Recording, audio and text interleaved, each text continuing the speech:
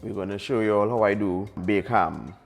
Now this ham is a boneless ham, so this is the ham that I'm using today, but I kind of prefer the ham with bone. The ham with bone gives you that more hammy, porky flavor than when you roast it versus the boneless, because you get the flavor from the bone itself with the ones with bone in. But today we're going to use the boneless one.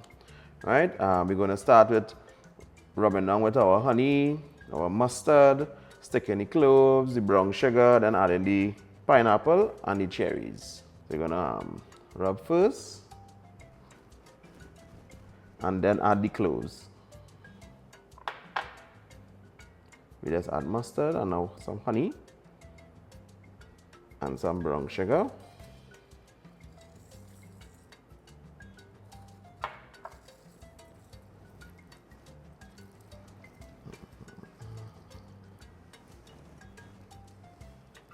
And we're going to stick some cloves.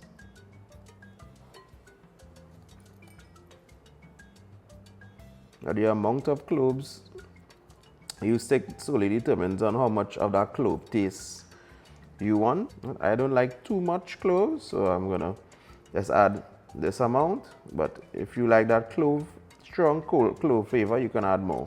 Across onto our tray now.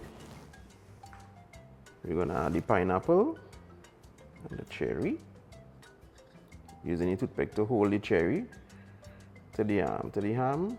Remember, when it's finished, remember to please take out the toothpick. We don't want anybody biting down on any toothpicks or any pieces of the toothpick when they cut in. Right, see now this ham is a pre-cooked boneless. The baking time is way less. It's boneless, so you don't have to wait for it to cook all the way to the bone. It's already kind of pre-cooked and it's boneless. So we at this point we put it in the oven on a low heat and allow the sugar, the sugar from the pineapple as well the honey to caramelize and give it that nice color, and then we serve.